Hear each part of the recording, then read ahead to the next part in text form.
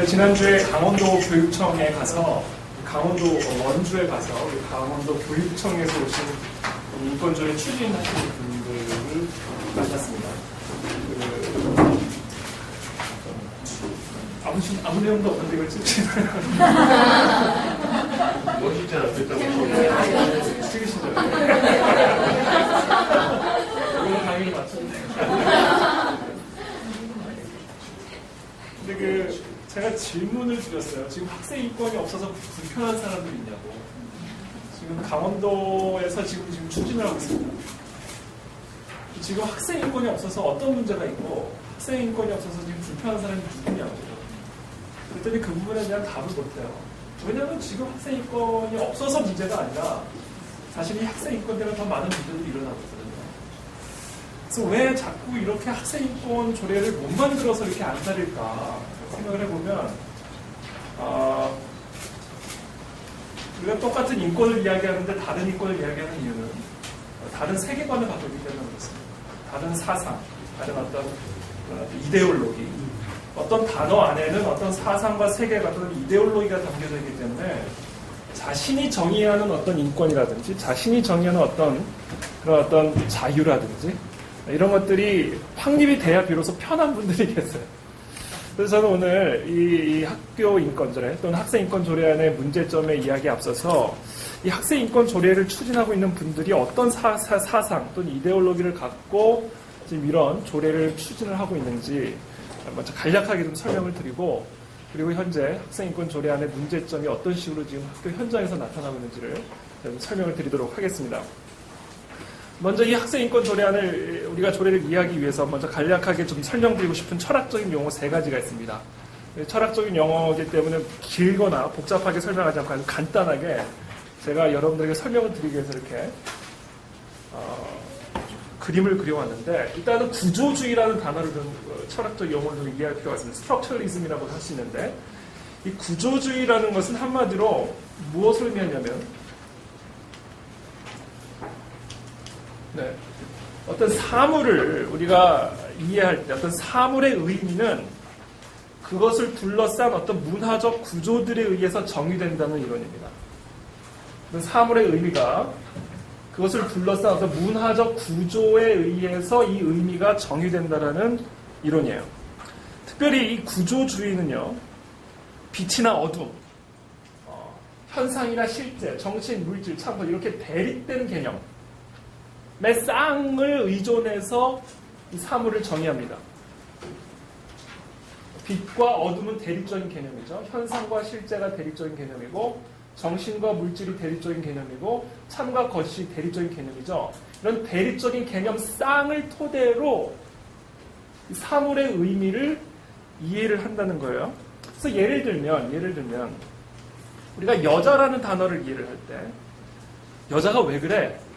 라는 이야기를 우리가 이해를 할 때, 여자라는 단어는 단지 생물학적인 성별을 구분하는 의미에서의 여자가 아니라 남성과 여성, 남자와 여자라는 이 대립항에 기초한 유교 봉건적 사회 또는 성차별적 문화가 갖고 있는 그 구조를 통해 이 여자라는 의미를 이해하게 된다는 거예요.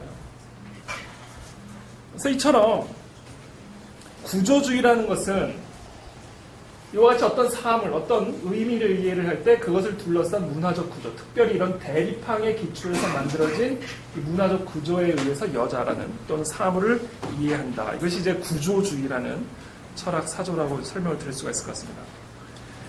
근데 이 구조주의에 갖고 있는 문제가 있어. 가만히 보니까 사람들이 보니까 어떤 문제가 있냐면, 모든 것을 이런 빛, 어둠, 현상, 실제, 정신, 물질, 참, 거짓이라는 이런 어떤 대립적 구조를 토대로 모든 것을 이해하다 보니까 빛이 아닌 것은 어둠일 수밖에 없는 거예요. 참이 아닌 것은 거짓일 수밖에 없는 것이고, 그래서 어떻게 그렇게 갇혀져 어떤 대립적인 그 항 속에서만 생각이 국한되고 사고가 국한되다 보니까 그 대립항 바깥에서 생각할 수 있는 여지가 없어져 버린 거예요. 그래서 나타난 것이 이제 후기 구조주의라는 겁니다.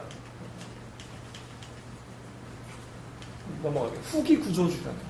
그것에 반발해서 나타난 게 후기 구조주의. 그러니까 포스트 스트럭처리즘이라고 합니다. 후기 구조주의. 이 후기 구조주의의 대표자가 있는데 그 사람이 누구냐면 자크 데리다라는, 좀 무섭게 나왔는데 무서운 분이긴 합니다. 자크 데리다라는 이 프랑스 철학자에 의해서 사실은 뭐 시작이 됐다 할 만큼 대표적인 후기 구조주의 철학자입니다. 이 사람들이 봤을 때 그런 대립항 구조 밖에서 생각해야겠다는 거예요. 너무 우리가 고립되어 있고 제한적이었던 거예요. 그래서 이 사람이 무엇을 주장하냐면 모든 걸 해체시키라는 방법을 통해 새로운 의미를 찾아가자라는 철학 사조들이 생겨나는 거예요. 그래서 특별히 이 사람들은요, 이 대립항은 사실은 거짓이고 허위다. 그래서 이걸 해체시켜라. 다 해체시켜라. 특별히 후기 구조주의자들은요, 남자와 여자, 성별, 또 이성애와 동성애, 성애, 이와 같은 이런 대립항에 기초한 관습과 문화적 구조들을 해체시켜야 된다고 주장합니다. 왜냐하면 그런 기존의 가치들, 그리고 그런 가치들을 유지시켜주던 신념들을 해체할 때 비로소 인간이 진정으로 해방되어질 수 있고 진정한 자유를 누릴 수 있다라고 생각을 하게 되는 것이죠. 그래서 이것이 후기 구조주의인데, 이 후기 구조주의는 사실 포스트 모더니즘하고 좁은 의미에서 거의 동의어로 사용이 됩니다. 포스트 모더니즘과. 이 모더니즘이라는 것은 뭐예요? 어떤 객관적인 진리, 지식이 있다고 믿는 거죠.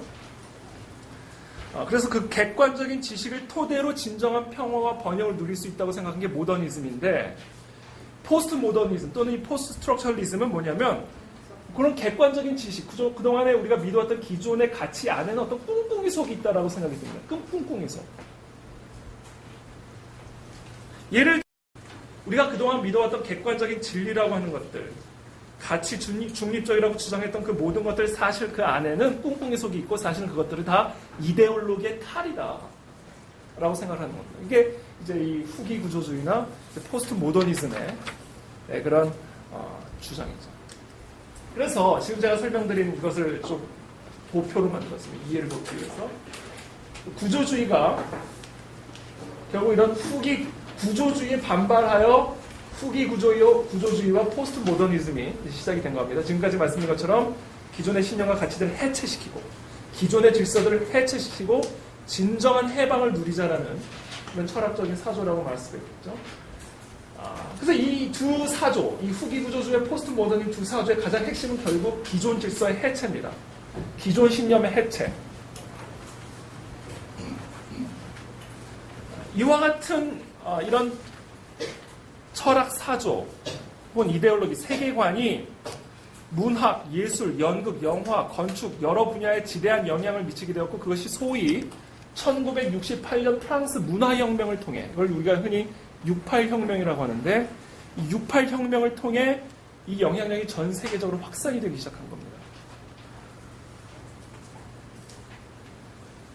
그래서 이 68혁명 이후에 형성된 이 유럽의 인권이라는 개념 또는 좌파 사상은 이 구소련이 해체되고 또 동구권이 몰락하면서 길을 잃은 한국 좌파들에게 새로운 이념과 새로운 모델이 되었어요. 그래서 이 68혁명 이후에 나타난 네오마르크시스트, 거의 뭐 똑같다고 말해도 뭐 틀림이 없습니다. 네오마르크시스트, 뉴마르크시스트죠. 뉴마르크시즘, 네오마르크시스트, 포스트 모더니즘, 후기 구조랑 거의 뭐 공유되어지는 것들이 많은 거죠. 그리고 유럽 좌파들이 이제 전 세계적으로 영향력을 미치게 되면서 제가 좀 전에 설명드린 것처럼 구소련이 몰락하고 그 다음에 그 동구권이 몰락하면서 길을 잃은 한국 좌파들이 새로운 이념 모델로 삼게 되는 거예요. 그래서 이 68혁명의 일종의 자식들이죠. 68혁명의 자식들. 이 사람들이 그래서 구체적으로 추진하는 여러 동력들이 있는데, 그 중에 뭐냐면 그동안 기존에 우리가 따라왔던 모든 성윤리, 특별히 서구 유럽에서의 성윤리는 기독교적 어떤 그런 가치관 또는 세계관에 입각한 성윤리입니다. 그것을 해체시키자. 그와 같은 윤리를 기초로 만든 모든 가정제도 해체시켜라. 이성애, 동성애 다 해체시켜라.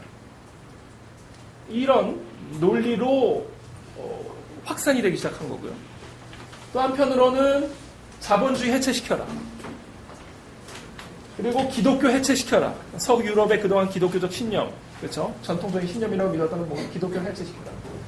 그리고 이 둘의 어떤 어떤 본부와 같은 미국을 공격하라. 이렇게 되는 겁니다. 이것이 지금 현재 한국 좌파, 특히 우리 한국 좌파들을 이해를 할 때 우리가 기본적으로 이해해야 할 어떤 사상적 토대다라고 설명을 좀 드릴 수가 있을 것 같습니다. 그래서 결론적으로 말씀을 드린다면 68혁명 또는 유럽 좌파의 정치 철학의 핵심을 한마디로 표현한다면 그것은 기존 질서의 해체입니다. 기존 질서의 해체. 그리고 그것이 바로 오늘날 대한민국 좌파 정치 철학의 핵심 중에 하나라고 저는 생각을 합니다. 그렇기 때문에 우리가 이 학생 인권 조례의 문제점을 이해를 할 때도 특별히 좌파 성향의 교육감들이 추진하고 있는 이 학생 인권 조례의 문제점을 이해하기 위해서는 제가 지금까지 설명드린 이 기존 질서의 해체라는 관점, 특별히 그 중에서도 성윤리의 해체라는 관점에서 이해를 할 필요가 있다라고 저는 생각을 합니다. 그런 의미에서 우리가 한 명 꼭 이해를 하고 넘어갈 분이 계신데 바로 빌헬름 라히히라는 사람입니다. 빌헬름 라히히. 간단하게 설명해 주겠습니다. 이 사람은 어렸을 때 어머니가 가정교사랑 바람이 났어요. 그래서 그것을 아버지한테 일렀어요. 그래서 어머니가 자살을 해버립니다. 그런 트라우마가 있었던 사람이라 그런지 전통적인 어떤 그 성윤리, 전통적인 가정제도는 사람을 억압하는 제도라는 인식을 갖게 되기 시작합니다. 어머니가 그것 때문에 자살을 해버립니다. 그래서 인간 안에 있는 이런 성적 에너지를 자유롭게 추구할 때 인간은 진정으로 자유할 수 있다는 그런 개념을 정치적 이론으로 확립시킨 사람입니다. 그래서 그동안 사적인 문제에 국한됐던 이 성적인 문제를 공적인, 정치적인 문제, 그리고 이론으로 확립시킨 대표적인 주자가 바로 이 빌헬름 라이히라는 사람입니다. 그 성 문제를 정치적으로 이론화시키기 위해서 이 사람은 어떤 방법을 사용하냐면 이 마르크스의 사회과학적 분석, 그건 뭐예요? 자본주의의 억압과 착취라는 이 마르크스의 사회과학적 분석과 프로이드의 인간 정신적 분석, 결국 전통적인 성윤리가 인간을 억압하고 착취하고 있다는 그 분석 두 개를 결합을 시켜요.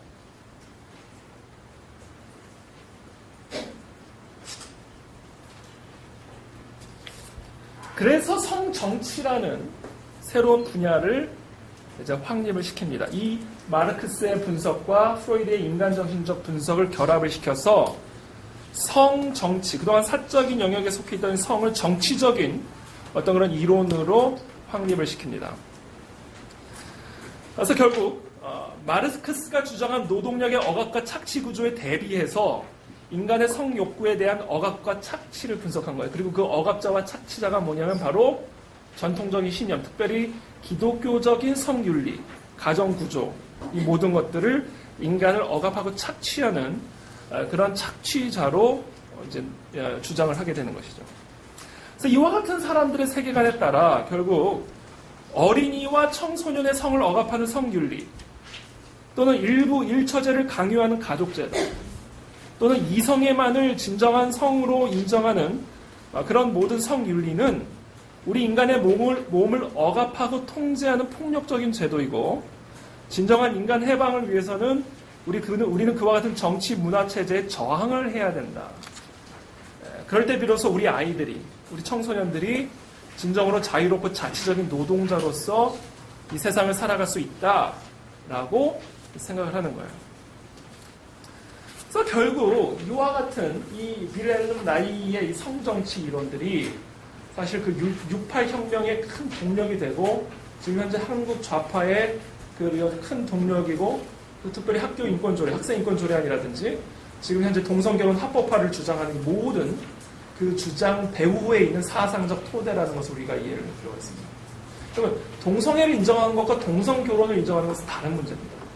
제가 이거는 우리 원장님께서 또 다른 세미나를 또 허락해 주신다면 이 동성결혼의 문제, 이것이 어떻게 경제적인 문제를 일으키고 사회의 문제적인 가정제도를 무너뜨리는 것인지를 우리가 한번 또 이 세미나를 별도로 한번 좀 열 필요가 있지 않을까라는 제안을 드리며 한 사람만 더 언급을 하고 실질적인 현재 사례들을 좀 말씀드리도록 하겠습니다.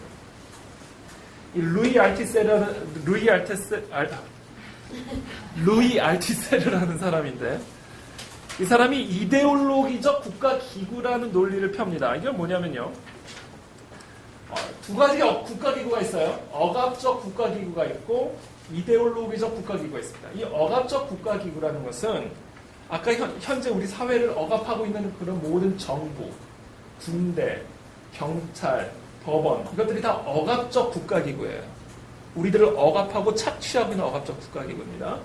그리고 이 억압적 국가기구 안에 이 억압적 국가기구의 세계관과 사상, 이데올로기를 주입시키고 있는 이데올로기적 국가기구가 있는데 그 이데올로기적 국가기구가 어떤 것들이에요? 바로 가정, 학교, 교회와 같은 거예요. 이 사람들 가지고 있습니다. 그러므로 이 억압적 국가기구를 해체시키려면 그 억압적 국가기구를 지탱하고 있는 이 이데올로기적 국가기구부터 해체를 시켜야 되는 거예요. 그러므로 이 이데올로기적 국가기구 안으로 들어가서 치열한 이데올로기적 투쟁을 벌여야 되는 겁니다. 사상 투쟁을 벌여야 되는 거예요. 바로 지금 우리가 논의하고 있는 학생 인권 조례가 바로 그와 같은 투쟁의 도구로 만들어지고 있다는 걸 우리가 이해를 해요. 그래서 우리가 이것을 온몸을 다해 막아야 되는 겁니다. 왜냐하면 이것은 가정을 해체시키고 나라를 해체시키고 국가를 해체시키는 투쟁 도구이기 때문에 특별히 우리 어린 아이들의 사상을 해체시키는 그런 사회 악과 같은 것이기 때문에 우리가 이것을 정말 막아야 된다. 싸워야 된다. 자, 이제는 제가 실제로 2006년에 민주노동당 중앙당직자 그리고 국회 당직 공직자를 대상으로 이루어진 성소수자 부문 기초교육 자료를 그대로 따온 내용입니다. 제가 읽어드리겠습니다. 아버지, 어머니, 자녀, 결혼과 출산 등은 아직도 여전히 정상 가족과 함께 떠오르는 이미지이며 우리 사회의 뿌리 깊은 이데올로기다. 하지만 이미 정상 가족의 비율은 40% 이하로 떨어지고 있다. 다양한 가족, 다양한 공동체, 다양한 결합에 대한 제도 마련의 요구는 이미 피할 수 없는 현실이다. 다양한 성 정체성은 사회가 역사를 기록하기 이전 인간의 성에 대해 사회화하기 이전부터 존재해왔다. 그러나 소위 이성애와 남성 중심의 성만을 정상화하고 나머지의 다양한 성을 비정상화하기 시작한 것은 산업 자본주의의 시작과 함께 과학 진영에서 시작되었다. 이는 자본주의 사회에서 노동력의 재생산을 담당하는 이성의 가족을 정상화하여 자본주의를 끊임없이 강화하여 자본 권력과 국가 권력의 이익에 궁극적으로 복무하게 하는 결과를 만들어내고 있다. 지금 제가 이미 설명드린 그 사상이 그대로 지금 녹여져 있는 겁니다. 이 사회에서 동성애자들의 결혼이 쉽사리 허용되지 않는 까닭은 가족을 중심으로 사회의 노동력을 재생산하고 자녀를 양육하는 견고한 이성의 중심의 가족 이데올로기가 자본주의 사회를 유지시키는 데 중심적인 역할을 하기 때문이다. 동성애자의 결혼을 금지하고 동성애자를 억압함으로써 사람들에게 이성 간의 결합만이 올바르다는 신화를 견고히 다지게 되는 것이다. 자, 지금 이것이 지금 제가 말씀드린 이 2006년 민주노동당 성소수자 부문 기초교육 자료입니다. 자, 지금 이것들이 지금 바로 다 이런 일환으로, 이런 흐름 속에서 학생 인권 조례들이 지금 만들어지고 있는 거예요. 지금 좀 전에 우리 김기수 변호사님께서 이미 학생 인권 조례에 대해서 다 자세하게 설명을 해주셨기 때문에 저는 뭐 구체적으로 설명을 드리진 않겠습니다. 그러나 그것이 의미하는 바를 우리가 이해할 필요가 있어요. 제가 지난주에 그 강원도 교육청에서 만난 분들을 얘기할 때도 이분들이 얘기하는 건 뭐가 문제가 있냐, 지금 이 조례 안에. 어떤 나쁜 문제가 있냐. 이 조례안을 좀 찝어달라 이렇게 얘기를 해요. 근데 사실은 이 조례안 자체만 가지고 이야기가 어려워요. 왜? 설명을 해야 되니까. 설명을 해줘야 되기 때문에 이게 싸울 때 불리합니다. 이 사람들은 그냥 학생 인권 주장하자, 존중해주자는데 왜 그러냐? 그럼 그것이 왜 안 되는지를 설명을 해줘야 되잖아요. 그러니까 이게 힘들다고요. 이게 설명을 해주려고. 그래서 저는 지금 이 사람들이 얘기한 이 학생 인권 조례라는 간단한 내용이 진짜 의미하고 있는 바를 우리가 이해를 하려면 그것을 만들었고 그것을 추진하고 있는 현직 교사들 또는 그 학생 인권 조례를 추진하고 있는 자들이 쓴 저서나 강의들을 같이 들어야 된다. 같이 읽어야 된다고 생각합니다. 지금 강원도 교육청, 우리 춘천에서도 많이 오셨는데요. 강원도 교육청 교육감이 지금 민병희 교육감인데 이분은 전교자 강원 지부장 출신입니다. 강원도 교육청이 지난 4월에 청소년 교육의회를 만들고 의원으로 선정된 학생들에게 필독서를 제시했습니다. 필독서. 그 책의 이름이 세상을 바꾸는 힘이란 책이에요. 세상을 바꾸는 힘. 제가 이 책을 직접 사서 읽었습니다. 그래서 제가 이 학생 인권 조례를 더 자세히 이해하게 됐어요. 그래서 제가 그 내용들을 제가 그대로 발췌를 해서 지금부터 보여드리도록 하겠습니다.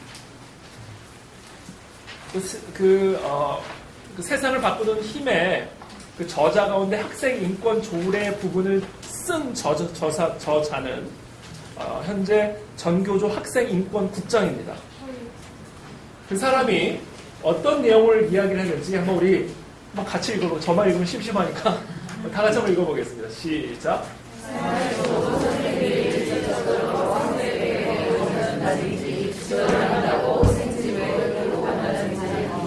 윤리력을 행사하는 것입니다.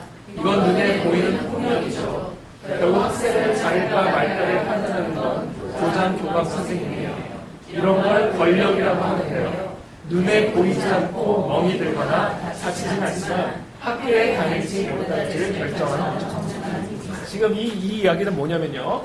지금 선생님이 아이들에게 어떤 잘못을 한 아이에게 너 생활지도부로 와 라고 하는 것은 물리력을 행사한 거라고 지금 아이들에게 가르치고 있어요. 물리력. 그리고 이것은 폭력이라고 지금 아이들에게 설명합니다. 폭력. 그러면서 어떤 문제를 저지른 학생을 자를지 말지를 판단하는 건 교장, 교감인데 이런 거를 우리가 권력이라고 이야기한다고 지금 아이들에게 가르치고 있어요. 그러니까 지금 이 사람은요, 교사와 학생의 관계를 강자, 또 억압자와 약자의 대결 구도로 교육을 시키고 있는 겁니다. 그래서 이 약자를 보호하기 위해서 학생 인권 조례 같은 게 필요하다라고 이야기를 하는 거예요. 그 다음, 제가 읽어드릴게요. 여러분, 바른 시민의 제1 조건이 뭐지요? 그렇죠. 법을 잘 지키는 것. 그래서 교칙을 준수해야 된다고 학교에서 끊임없이 가르치죠. 교칙을 잘 준수하는 사람은 결국 어떤 사람이에요? 그 바른 인식을 갖고 있는 사람이란 결국 수동적인 사람. 시키는 대로 잘하는 사람입니다. 공산주의 국가가 아닌 우리 사회도 시키는 대로 따르는 수동적인 사람을 만드는 교육을 하고 있는 거예요. 라고 가르치고 있습니다.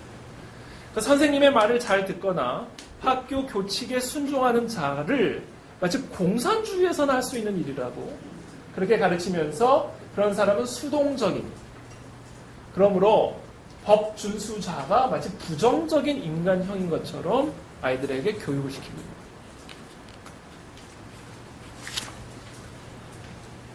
폭력이 많이 일어나는 공간에는 일반적으로 유사한 특징이 있습니다. 폭력입니다. 폭력이 일어나는 공간에 일반적으로 유사한 특징이 있는데 군대나 학교, 감옥처럼 폐쇄적인 공간이라는 점과 권력 관계에 따른 명령과 복종이 그곳을 지배하는 강력한 법칙이라는 점입니다. 여기서 말하는 권력 관계라는 것은 교사와 학생들 간의 관계 또는 학교와 학생들 간의 관계를 의미하는 것이고, 그런 권력 관계 안에서 우리 아이는 폭력을 당하고 있는 존재다라는 것이죠. 그러므로 학교라는 곳은 권력 관계에 의해서 폭력이 자행될 수 있는 위험한 장소인 것처럼 아이들에게 주입이 되고 있는 겁니다. 그래서 그런 아이들을 보호하기 위해서 학생 인권 조례 같은 것들이 필요하다라고 주장을 하는 거예요. 자, 그러면서 이 저자가 실제로 그 책에 폭력의 사례로 만들어 놓은 차트를 제가 그대로 발췌를 했습니다. 맞을 짓을 했으니까 맞자. 상해와 폭행이라는 거예요. 너 남아. 감금이라는 거예요. 너 안 하면 벌점이야. 부모님 모시라고 오라고 할 거야. 협박. 너 교무실로 내려와. 휴대폰 압수야. 유인 약취. 니네 엄마가 그렇게 가르치던 명예훼손 모욕. 남학생 5명만 내려오세요. 강요 강제적인 심부름. 훑어보면 예쁘게 생겼다. 성희롱 성폭력. 불우이웃돕기 2,000원 이상 내자 금품 갈취. 그러니까 지금 이게 이 사람이 그 책에서 폭력의 예로 발췌하는 거예요.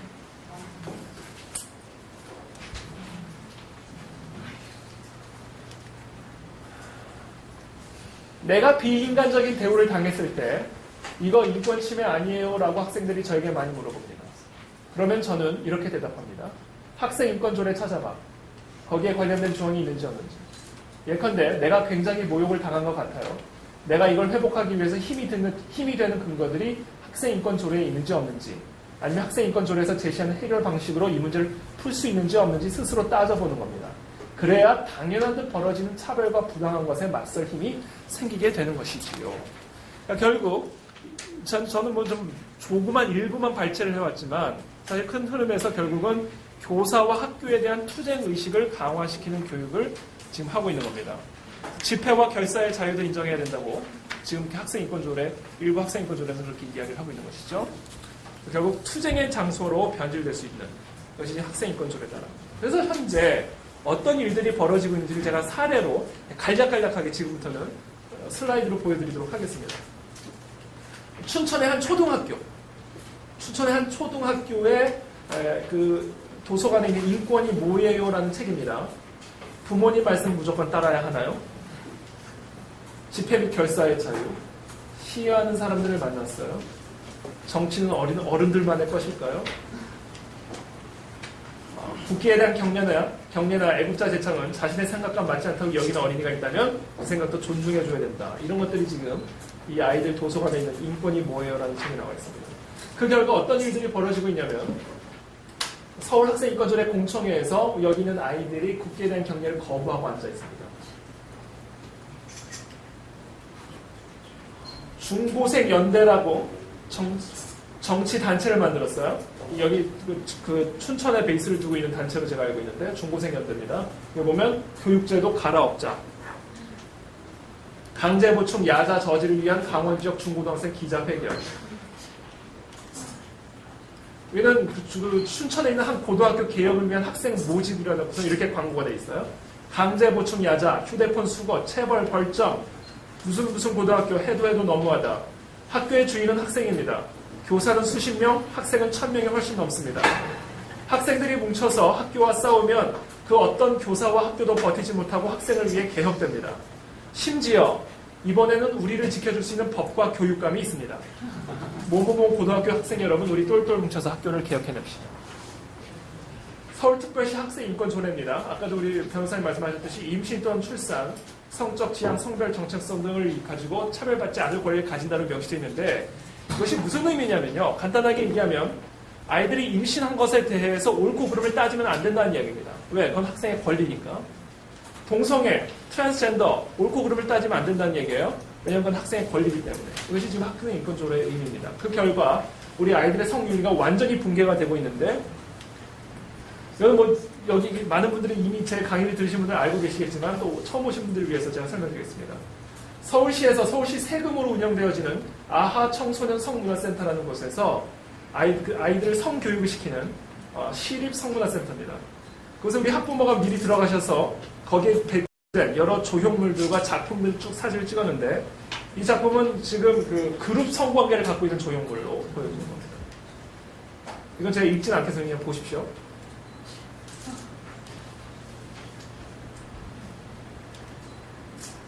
하느님이 보시기에 참 좋았더라. 동성애자들의 키스장면이죠. SBS에서 아이들의 그 성윤리 붕괴 실태에 대해서 다큐멘터리를 만든 적이 있는데 이런 내용이 있습니다. 9살 딸이 학교에서 친구들과 야동을 봤대요. 9살이면 초등학교 2학년이죠. 초등학교 4학년 아들이 음란물을 접했습니다. 같은 반 친구에게 성관계를 하자고 했답니다. 여자가 쾌락의 대상으로 한 거입니다. 아동 음란물, 그러니까 아동 포르노물을 유포한 자들을 적발을 했는데 그 중에 117명을 적발했는데 그 중에 49%가 성인이고 28%가 초등학생, 23%가 중고등학생, 그러니까 51%, 과반수 이상이 청소년이었습니다. 나는 처녀가 아니다. 여성 청소년에게 순결을 강요하지 말라라는 피켓을 들고 시위를 합니다. 청소년에게 술 팔기를 두려워하지 말라. 아수나로라고 하는 청소년 인권행동센터인데 여기서 이렇게 얘기합니다. 신체 접촉, 혼숙, 성관계 처벌 조항도 연애 탄압이다. 연애 탄압이다. 권리를 침해한 연애 탄압이다. 그래서 저는 이제 결론입니다. 저희 지금까지 그냥 사례를 간단하게 몇 개만 제가 빼왔는데, 이제 결론으로, 제가 좀 설명을 드리면 27페이지에 제 결론이 있습니다.